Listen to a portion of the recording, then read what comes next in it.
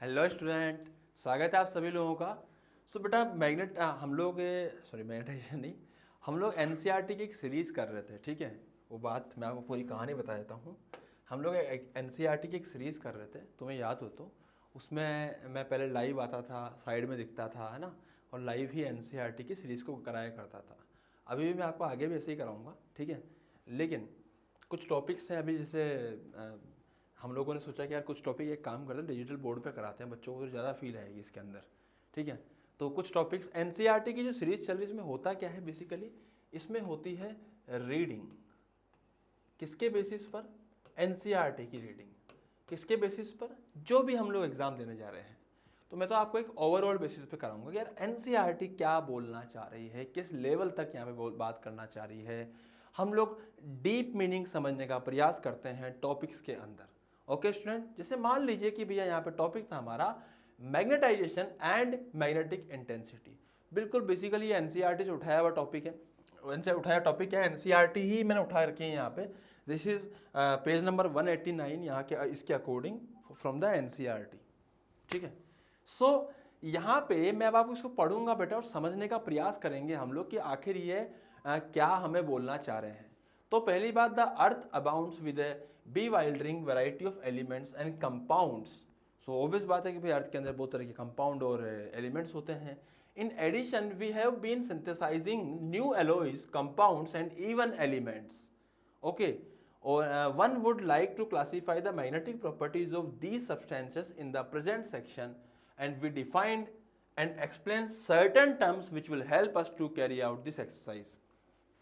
Basically हम लोग क्या पढ़ने वाले हैं, हम लोग मैग्नेटाइजेशन एंड मैग्नेटिक इंटेंसिटी, और ये समझ लीजिए सब्सेप्टिबिलिटी भी यहाँ पर आएगी, जिसको बोलना बड़ा मुश्किल सा होता है, सस्केप्टिबिलिटी। ओके, सो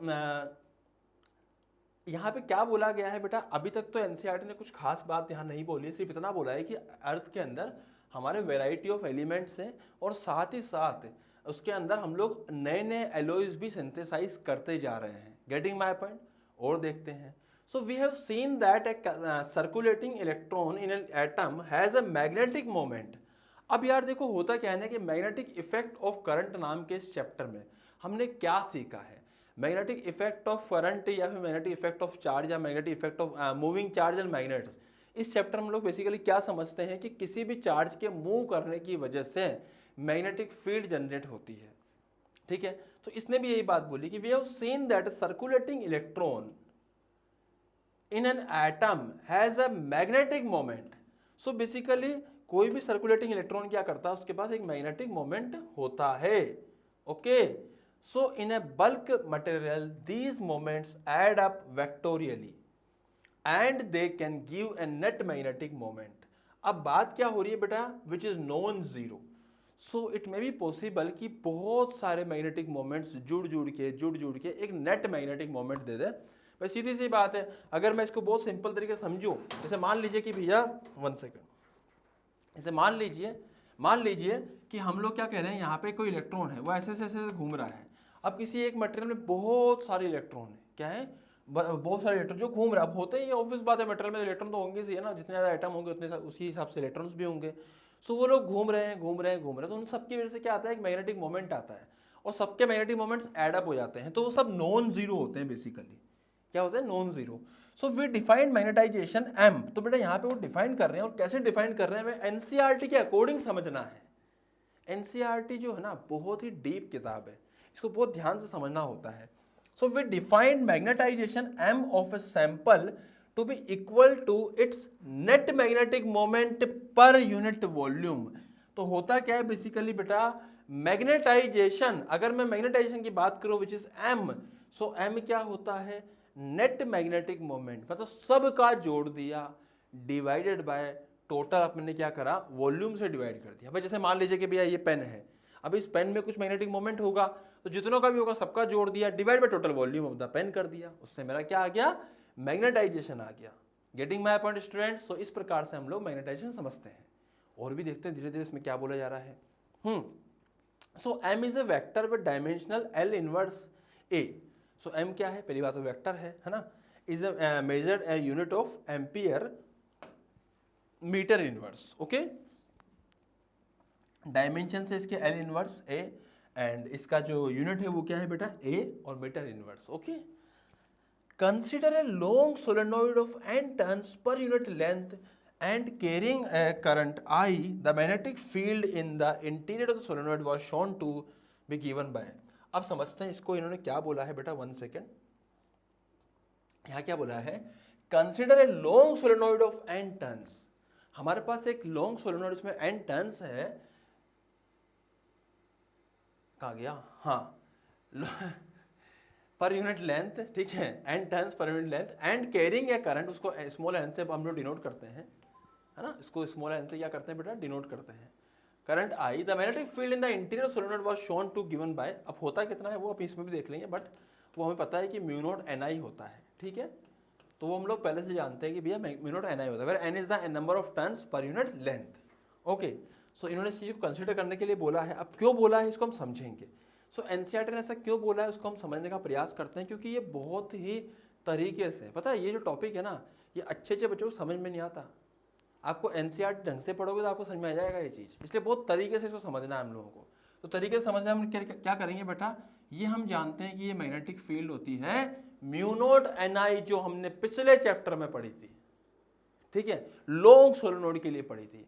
लॉन्ग बोले तो जिसका L R से बहुत ज्यादा बड़ा हो। ओके, तो हमने लॉन्ग सोलेनोइड के लिए पढ़ी थी, तो समझने का प्रयास करते हैं इसको। If the interior of the solenoid is filled with a material with non zero magnetization, the field inside the solenoid will be greater than B naught. तो यहाँ पे एक इंपॉर्टेंट बात आ रही है भाई, जैसे मान लीजिए भाई इस मटेरियल की मैंने चारों ओर वायर लपेट दिया।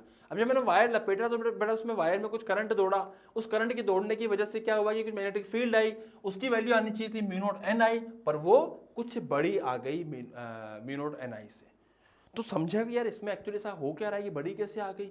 So the net magnetic field, the net B field in the interior solenoid may be expressed as B is equals to B not plus BM। अब ये BM क्या है, तो where BM is the field contributed by the material core, it turns out that this additional field BM is proportional to the magnetization M of the material and is expressed as this। अब ये BM क्या है, होता क्या है ना कि जब भी कोई सोलेनोइड, ध्यान समझिएगा बेटा, यहाँ पे जब भी कोई सोलेनोइड होता है, जैसे मान लीजिए सोलेनोइड है, ठीक है, अब ये सोलेनोइड जो है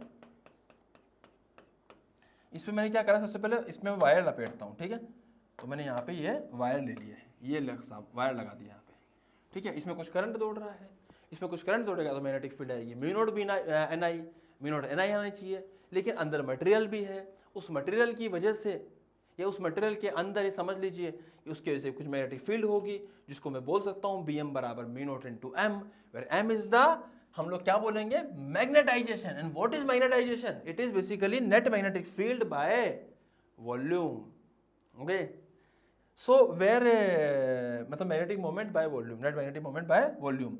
सो where mu naught is the same constant permittivity of vacuum that appears in the Biot Savart law. Same वही है म्यू नॉट, तो इसी बात तो कर ली अपन ने।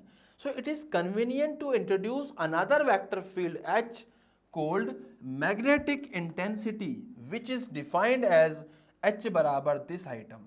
H बोले तो क्या होता है, B by mu naught minus M। तो हमने H को बेसिकली इस प्रकार से कुछ डिफाइंड किया।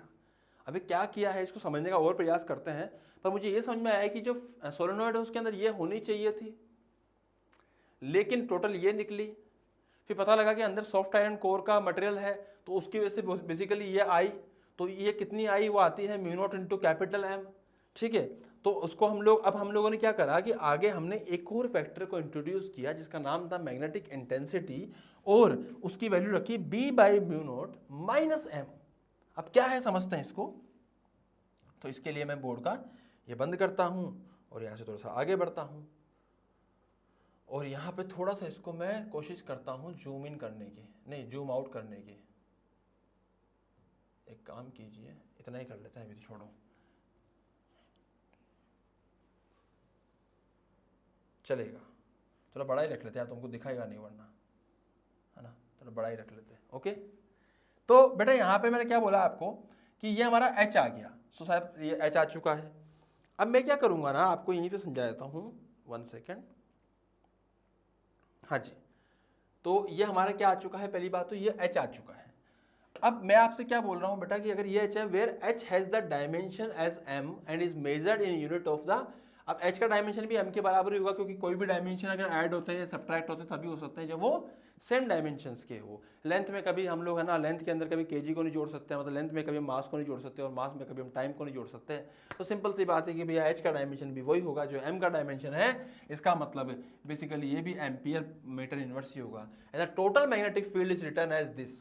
तो बेसिकली इसको मैं क्या कर सकता हूँ, इसको मैं लिख सकता हूँ कि भैया b बाय म्यू नॉट बराबर h प्लस m, और इसको मैं मल्टीप्लाई कर दूंगा म्यू नॉट से ही। तो भैया बात जो आएगी वो ऐसी आएगी कि हमारा b इस आइटम के बराबर हो जाएगा। तो ये हो जाएगा हमारा b बोले तो mu naught h plus m। अब यहां से थोड़ा सा समझने की बातें हैं, ये हमारा नेट मैग्नेटिक फील्ड है, तो इसको समझने का प्रयास किया हम लोगों ने। एक्चुअली क्या है कि एनसीईआरटी ने एक बात पहले ही बोली हुई है कि भैया दो कारणों से आता है, एक आता है बी नोट की वजह से, एक आता है बी एम की वजह से। बी नोट क्या है, करंट की वजह से आया, मी नोट एन आई, और बी एम क्या है, मैग्नेटिक मटेरियल की वजह से आया, जो मटेरियल है उसके अंदर। तो फाइनली कुछ ऐसा आया है। अच्छा, अगर ऐसा आया, अच्छा ये मैं समझ सकता हूं कि भैया ये क्या होता है, ये होता है म्यू नोट एन आई, और बी एम क्या होता है, म्यू नोट एम। कुछ कुछ तो हुआ है, तो देखते हैं। So we repeat our defining procedure. We have partitioned the contribution to the total magnetic field inside the sample into two parts. So बेटा इन्होंने बेसिकली दो पार्ट्स में डिवाइड ही कर दिया था, one due to by H, ये हो गया, and the other is due to the specific nature of the magnetic material, namely M. Okay, so the latter quantity can be influenced by external factors and this influence is mathematically expressed as m बराबर x into h। यहाँ पे m की value क्या आ जाएगी, x into h आ जाएगी। so basically मैं क्या बोल सकता हूँ कि भैया m की मेरी वैल्यू जो आ रही है वो x into h आ रही है। इस x को क्या बोलते हैं, देखो समझो, पहली बात तो होता क्या है ना कि एक तो होता है किसकी वजह से बेटा, जैसे मान लीजिए कि मैं इसको ऐसे डिनोट करता हूँ, सो एक तो म्यू नोट एन आई हो गया, एक म्यू नोट एम हो गया। लेकिन मैं बोलता हूँ कि जो एम है ना बेसिकली वो एम किसके बराबर है, वो ऐसा अजीब सा एक्स और एच के बराबर है। इसको मैग्नेटिक सब्सेप्टिबिलिटी बोलते हैं, बड़ा अजीब सा नाम है, सब्सेप्टिबिलिटी या सब्सकेप्टिबिलिटी बोलते हैं कुछ लोग, सब्सेप्टिबिलिटी, ठीक है। सो डायमेंशनल क्वांटिटी इसका मैग्नेटिक सब्सेप्टिबिलिटी होती है। इसका क्या मतलब होता है कि एम जो होता है वो बेसिकली एक्स एच के बराबर होता है, जो एक्स है वो मैग्नेटिक सब्सेप्टिबिलिटी है। इसको थोड़ा और समझते हैं धीरे धीरे। It is measured of how a magnetic material responds to an external field. Table 5.2 list, ये तो ठीक है, it is small and positive for materials which are called paramagnetic. यहां से बेटा इंपॉर्टेंट चीज चालू होती है। अगर ये छोटा हो और पॉजिटिव हो तो जो मटेरियल होते हैं वो हमारे पैरामैग्नेटिक कहलाते हैं। अगर ये स्मॉल हो और नेगेटिव हो तो मटेरियल वो क्या कहलाते हैं, हमारे डायामैग्नेटिक कहलाते हैं।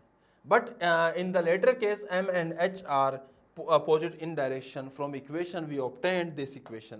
सो बेसिकली यहाँ पे क्या हो रहा है बेटा, मैं इसको ऐसे लिख सकता हूँ कि जो मेरा b था वो बेसिकली किसके बराबर था, देखो देखो यहाँ मैं एक चीज समझता हूँ, एक था मेरा किसकी वजह से, देखो यहाँ पे तुम देखिएगा h और मैंने m को इस प्रकार से डिफाइन किया, तो मैं लिख सकता हूँ कि यहाँ mu naught into H plus mu naught into M.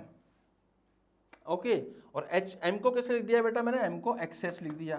तो बेसिकली कितना आएगा, ये आएगा mu naught 1 plus X into H. ये मेरा यहाँ पे लिखा हुआ भी है कि जो बी की वैल्यू है वो mu naught 1 plus X into H आ रही है। ठीक है, अभी समझते हैं स्कोर भी आगे। तो समझने के लिए अभी हम आगे बढ़ते हैं। अरे यार रुक जा भैया, हाँ तो अब इसको देखिएगा ध्यान से, यहाँ पे बेटा ये आ गई वैल्यू हमारी किसकी, बी की, which is mu naught 1 plus X into H. इसको दोबारा देखिएगा बेटा, एक बार ढंग से समझिएगा। इस 1 प्लस एक्स को मैं लिख सकता हूं म्यू आर इंटू एच।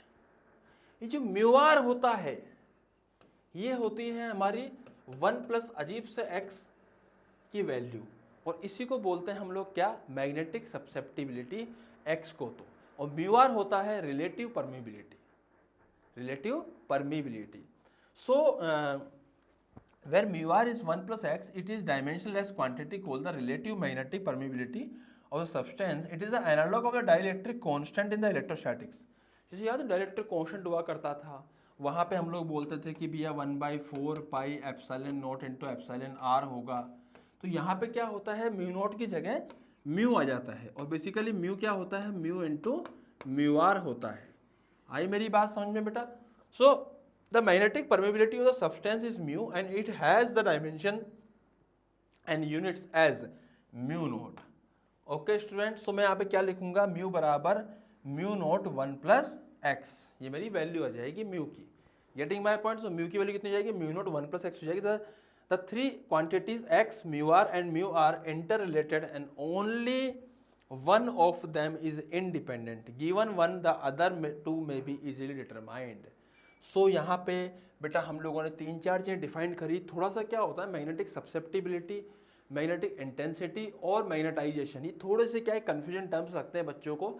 तो ये इनके कन्फ्यूजन को क्लियर करने के लिए मैंने बहुत सारी अलग अलग किताबें देखी, पर मुझे सबसे बढ़िया लगा कि अगर आप ढंग से एनसीईआरटी को ही देखोगे इस टॉपिक को, तो आपको बहुत ज़्यादा अच्छे से क्लियर हो जाएगा ये चीज़, ठीक है।